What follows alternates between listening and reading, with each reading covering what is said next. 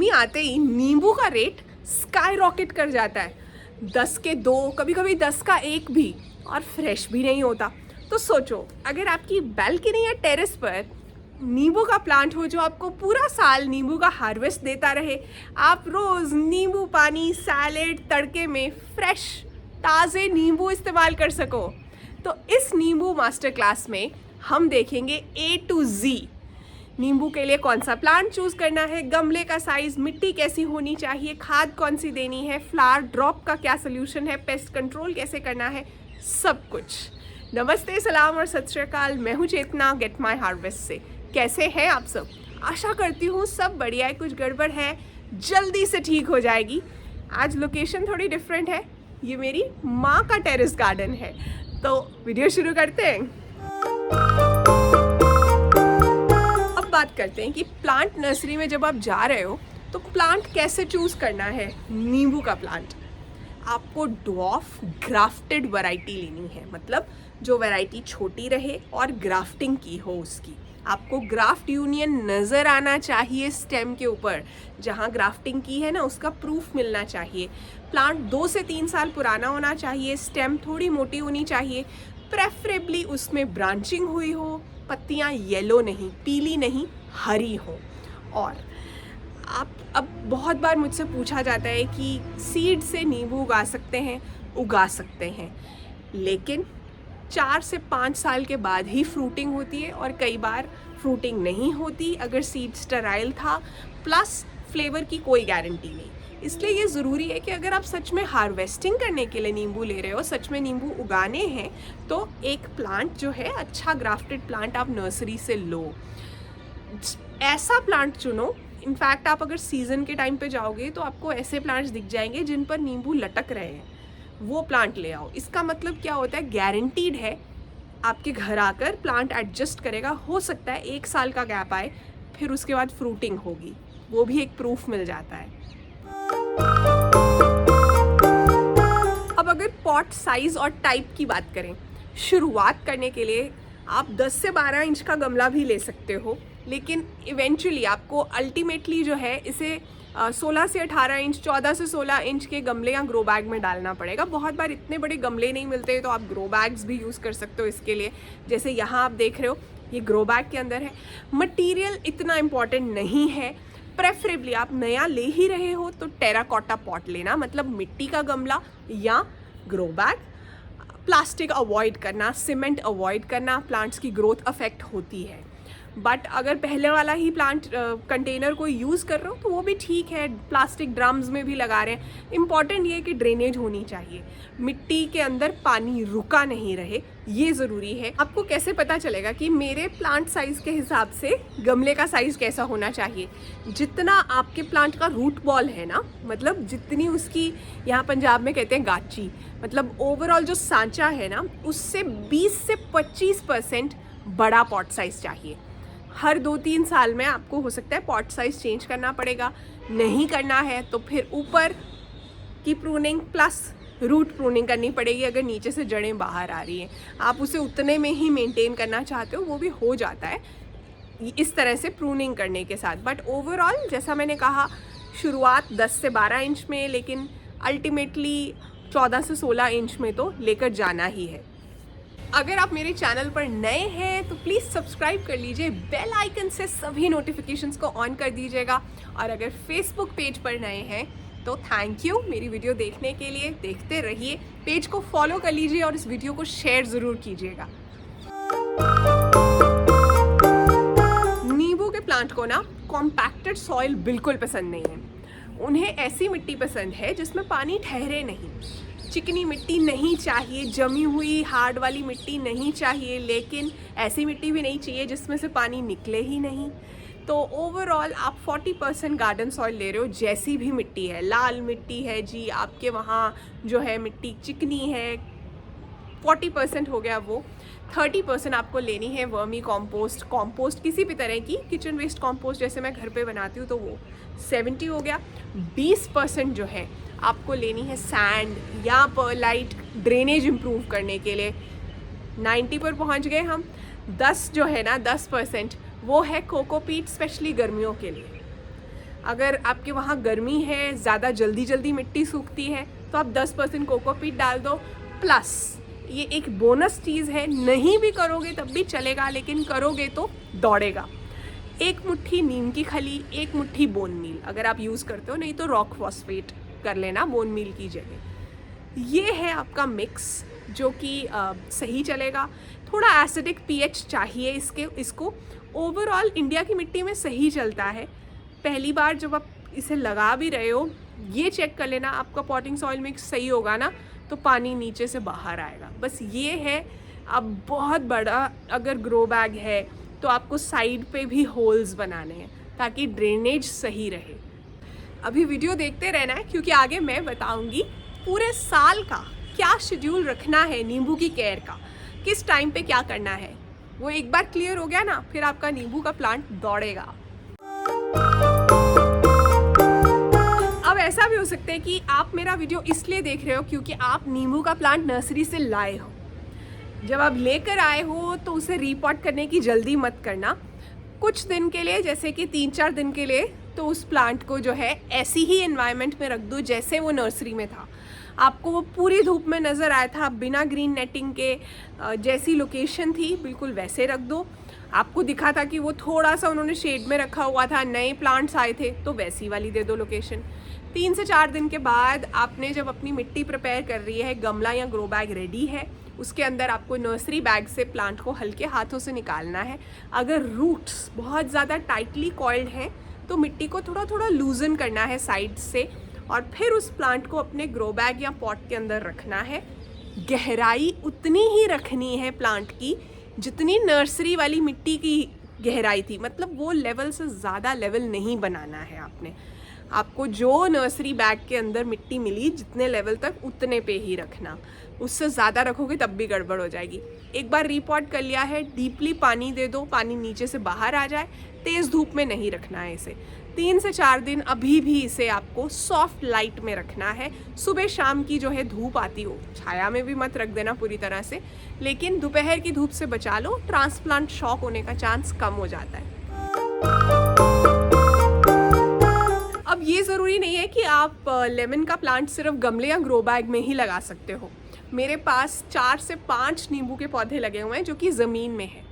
तो अगर आप ज़मीन में प्लांट लगा रहे हो ना, तो उसे सबसे पहली चीज़ जो आपको करनी है ना, थोड़ा पहाड़ बना के रखना है। मतलब जो नॉर्मल क्यारी का लेवल है ना, उससे थोड़ा ऊंचा लगाना है वो प्लांट। पानी ठहरेगा नहीं, हेल्दी रहेगा फिर प्लांट।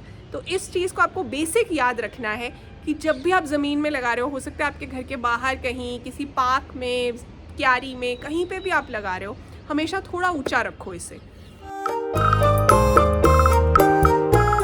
अब बात करते हैं वाटरिंग और मल्चिंग के बारे में।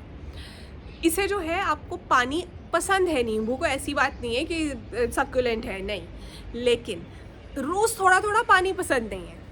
पानी और ना ही सौगी वाली मिट्टी पसंद है जिसमें पानी रुका ही रहे, ठहरा ही रहे।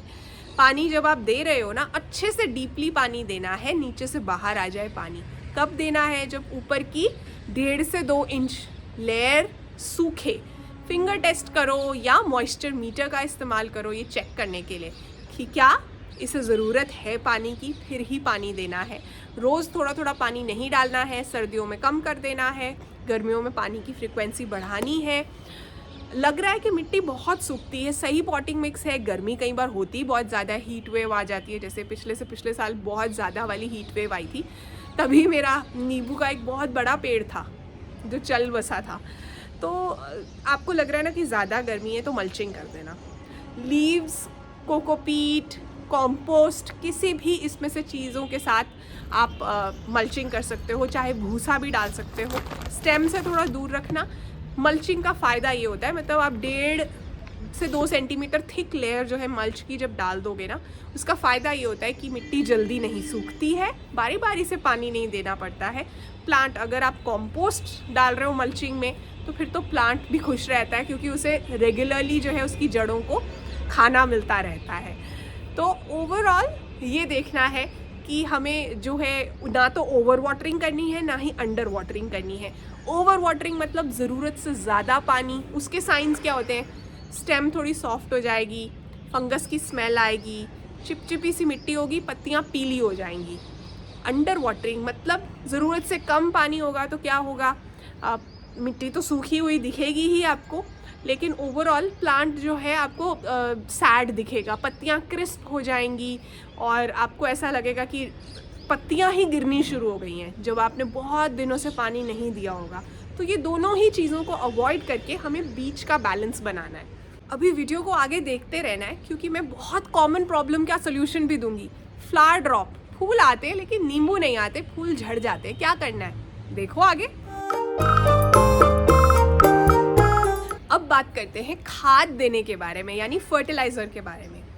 नींबू जो है ना वो एक हैवी फीडर है, स्पेशली जब आप इसे गमलों में उगा रहे हो तब क्या होता है कि इसके न्यूट्रिएंट्स भी वॉश होते रहते हैं। जब मैं कह रही हूँ कि पानी निकलना चाहिए, नीचे से निकलना चाहिए, साथ साथ में कुछ ना कुछ न्यूट्रिएंट्स भी निकलते रहेंगे। तो ग्रोइंग टाइम जो है ना इसका मार्च से लेकर सितंबर तक है।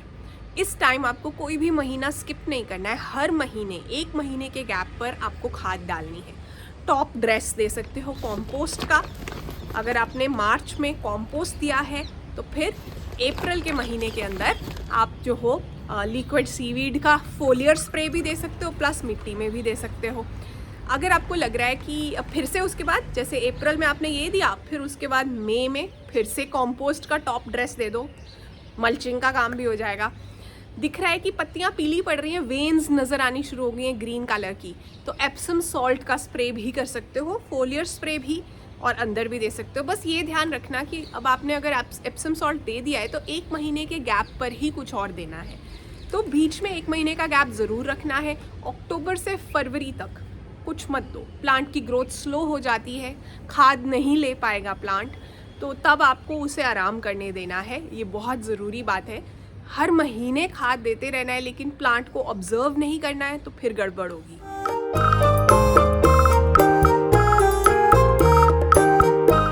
अब बात करते हैं प्रूनिंग के बारे में। कटाई छटाई नींबू को पसंद है, करनी चाहिए, तभी ज़्यादा अच्छा हार्वेस्ट मिलता है। आपको कब करनी है, एक्टिव ग्रोइंग सीजन से जस्ट पहले या एक्टिव ग्रोइंग सीजन के जस्ट बाद। अब ये आपको चूज़ करना है कि आपको क्या सूट कर रहा है। दोनों टाइम पर ही आप ये हार्ड प्रूनिंग कर सकते हो बहुत सही तरीके से। इसके अंदर एक तो कोई ड्राइड ब्रांचेस हैं, कोई मरी हुई ब्रांचेस हैं, आपको पता चल जाएगा, ग्रोथ नहीं आती उनमें। जैसे यहाँ ये ब्राउन वाली ब्रांच है, बाकी सब हरा है, बाहर आ चुकी है, इसका मतलब ये नहीं चलेगी। कोई इनवर्ड ग्रोइंग ब्रांचेस हैं, शेप ख़राब हो रही है, एयर सर्कुलेशन रुक रही है, उन्हें भी निकाल दो। आपके ग्राफ्ट यूनियन के नीचे से कुछ सकर्स निकले हैं। कई बार ऐसे होता है, प्लांट का अपना अडेप्टेशन भी है कई बार कि प्लांट जो है कुछ ब्रांचेस निकालता है जिनके ऊपर बहुत बड़े बड़े कांटे होते हैं। उनका काम यही होता है प्लांट को बचाना प्रेडेटर्स से, कोई ऐसे एनिमल्स से जो उसे खा सकते हैं। तो हम इसे उगा रहे हैं टेरेस गार्डन के या बैल्कनी गार्डन के सेटअप में, वहाँ ऐसी कोई ज़रूरत नहीं है, प्लांट की एनर्जी क्यों वेस्ट करनी। ऐसे वाले सकर्स को भी आपको निकाल देना है।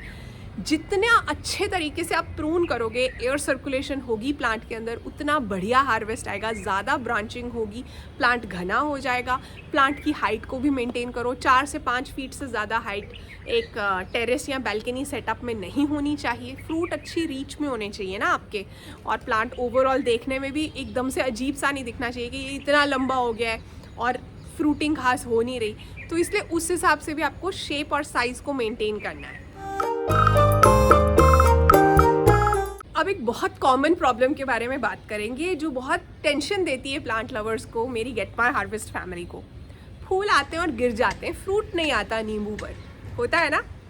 देखो, अब इसमें कुछ चीज़ें हैं जो समझने की ज़रूरत है। सबसे पहले तो यंग प्लांट्स के अंदर जो छोटा प्लांट है ना, अभी 1.5-2 साल ही हुए हैं प्लांट को, कॉमन है उसमें फ्लावर ड्रॉप जो है 1-2 बार शुरू में होगा, फ्लावर्स गिरेंगे।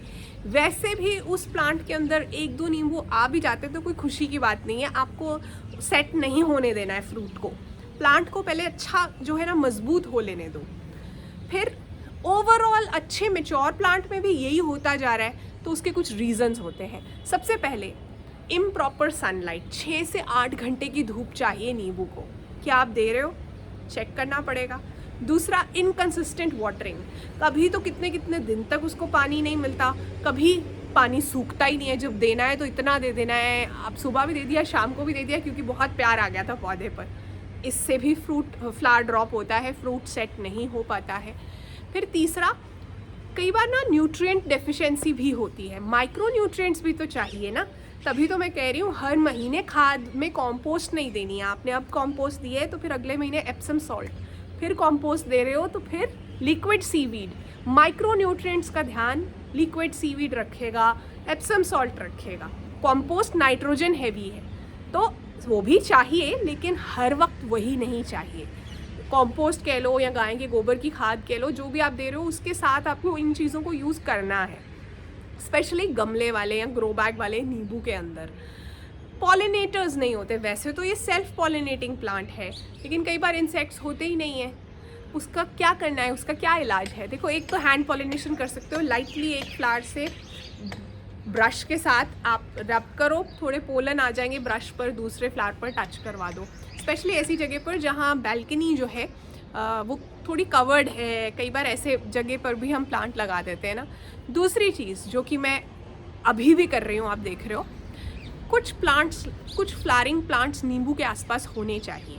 अब मेरी मम्मा के टेरेस पर ये नींबू का प्लांट है और मुझे यही उन्होंने कहा कि इसमें फूल आते हैं और झड़ जाते हैं। पिछले साल अच्छी फ्रूटिंग हुई थी, पर इस साल उन्हें टेंशन हो रही थी। तो मैं कॉस्मॉस, ये समर कॉस्मॉस के फ्लावर्स हैं, बी मैग्नेट्स हैं, इतनी ज़्यादा मधुमक्खियाँ आती हैं इन पर, तो ये मैं लगा रही हूँ आसपास, ताकि इन पर जब बीज आएंगी तो नींबू के फ्लावर्स को भी पॉलिनेट कर देंगी, ज़्यादा नींबू आएंगे। अब पेस्ट और डिजीजेस क्या हो सकते हैं नींबू के अंदर? ओवरऑल अगर आपने प्रूनिंग सही की और खाद दे रहे हो ना, तो प्लांट वैसे काफ़ी हेल्दी रहता है, प्रॉब्लम आती नहीं है।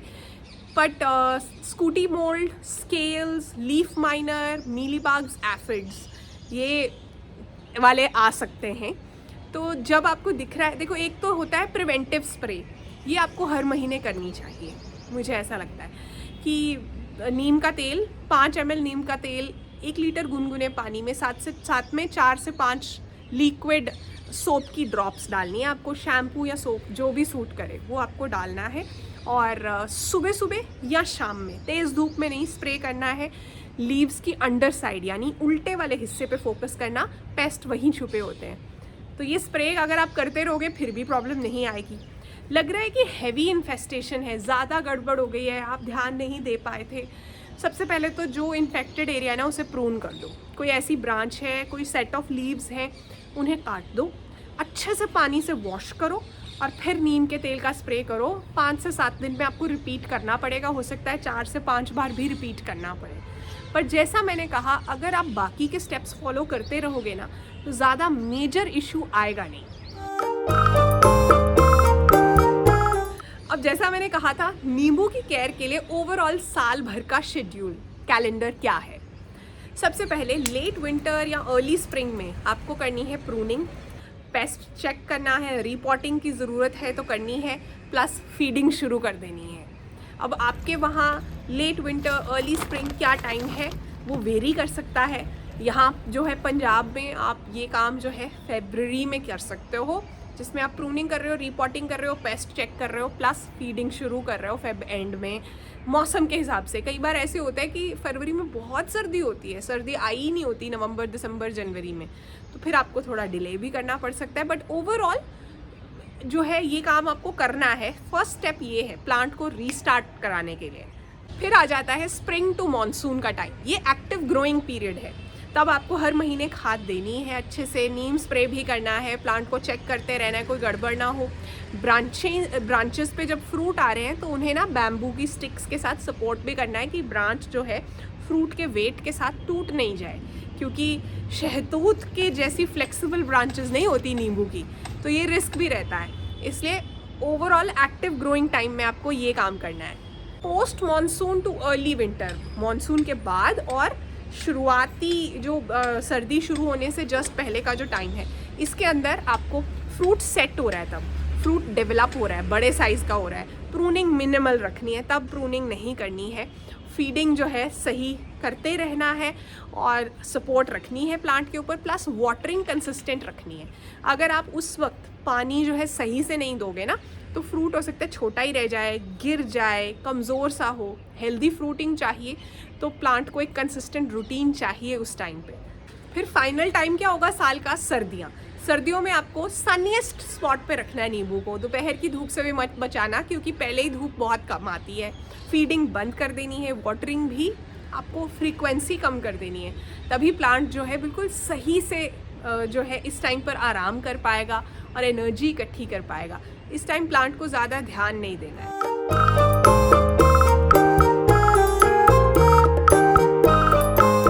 स्क्रीन पर 3 फूल आ रहे हैं, ये तीनों ही गेट माई हार्वेस्ट गार्डन में इस वक्त हैं। इनके नाम और अपना नाम और शहर साथ में, प्लस शाउट आउट्स देना चाहती हूँ। ये 5 नामों को पिछले वीडियो का आंसर था लेवेंडर। तो आशा करती हूँ ये नींबू मास्टर क्लास आपको काम का लगा। इसे रेफरेंस वीडियो की तरह सेव कर लो और शेयर भी कर दो उन सभी के साथ जो नींबू उगाना चाहते हैं या जिनका इस वीडियो में इंटरेस्ट हो सकता है। अपने व्हाट्सएप स्टेटस पर तो ये लिंक लगा ही दो। आज जाते जाते कहना चाहती हूँ, life will throw obstacles at you to make sure you really want it. आपकी जो जर्नी है ना, आपके रास्ते में बहुत सी अड़चनें आएंगी, बहुत सी रुकावटें आएंगी। वो ज़िंदगी इंटेंशनली देती है ये जानने के लिए कि क्या आपको उस रास्ते से होकर मंजिल पर सच में पहुंचना है, वो मंजिल आपके लिए कितनी ज़रूरी है, वो ये टेस्ट कर रही होती है। बहुत से लोग वो रुकावट देखकर ही वापस मुड़ जाते हैं और हिम्मत हार देते हैं। जो लोग उन रुकावटों से नहीं डरते, कुछ ना कुछ तरीका ढूंढ लेते हैं और मंजिल तक जाने की कोशिश करते हैं, उन्हें लाइफ रिवॉर्ड भी करती है। इस बात को याद रखना है।